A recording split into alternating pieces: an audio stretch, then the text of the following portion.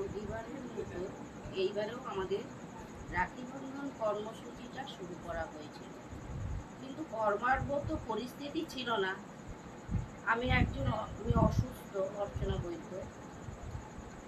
তো ঘরে বসেই আমি যে প্রতিবাদটা জানাচ্ছি, বা আমাদের এই কর্মসূচিটা করেছিল, সবাই কালো প্যান্ট বেঁধে দিয়েছিল, কালো ব্যাচ করে করেছিল।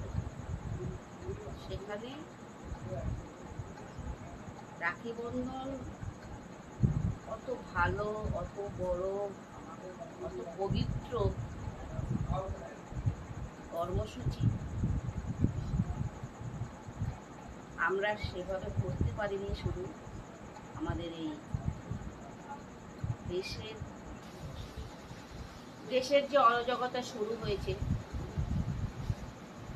কিছু করবার আমাদের ক্ষমতা নেই, কিন্তু ঘরে বসে প্রতিবাদ জানাচ্ছি।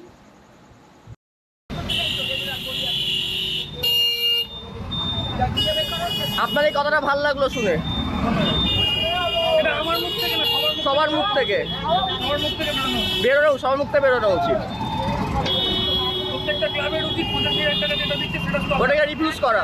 আগে বিচার হোক, জাস্টিস হোক, তারপর একদমই না না। কি ব্যাপার?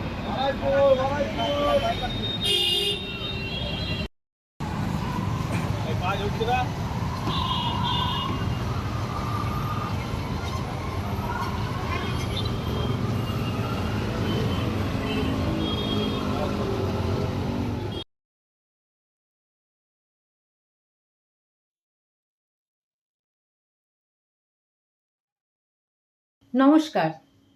আজ শুভ রাখি বন্ধন উৎসব। আমি বাসবী বন্দ্যোপাধ্যায়। আমরা রাজপুর সমাজ কল্যাণ সমিতির তরফ থেকে আজ রাখি বন্ধন উৎসব পালন করলাম। যদিও এই বছরের রাখি বন্ধন অনুষ্ঠানটিকে উৎসব বলবো না, কারণ তিলোত্তমার কথা আমরা সবাই তো জানি, খুব দুঃখজনক একটি। তবুও ভাইদের শুভকামনা চেয়ে আমাদের এনজিও থেকে আমরা রাজপুর ফাঁড়ি আর বাজারের ভিতরের ভাইদের রাখি পরিয়েছি। কিছু ভাই রাখি পরতে অস্বীকার করেছেন। তিলোত্তমার দোষীদের উপযুক্ত শাস্তি না হওয়া অবধি রাখি পরবেন না, সেটাও আমরা সমর্থন করি। তাই কালো ব্যাচ পরে আমরা অনুষ্ঠানটি করি এবং সেই ভাইদেরও কালো ডোর বেঁধে তাদের ন্যায্য দাবিকে সমর্থন জানাই, যা আজকের দিনে সারা ভারতবাসীর দাবি। যাই হোক, আপনাদের সবার নিকট আমার এই বক্তব্য রেখে আমি নমস্কার জানাই।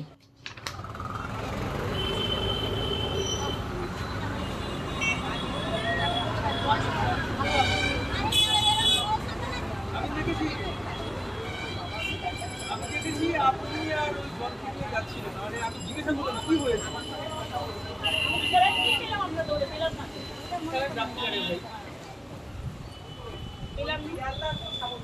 কি বলবো, দেখুন আমাদেরও বাড়িতে কুকুর আছে, আমাদের ভালোবাসাটা এমন জায়গায় চলে যায়। Thank you.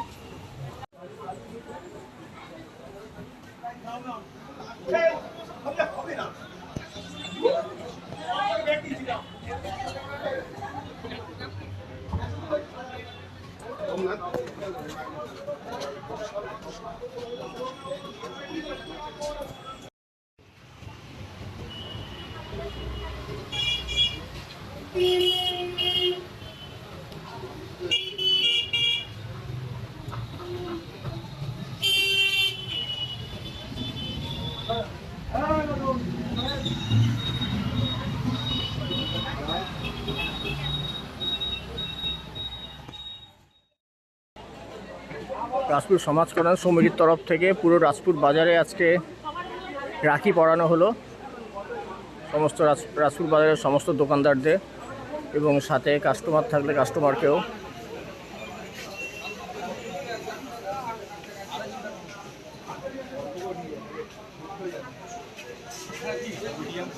আগে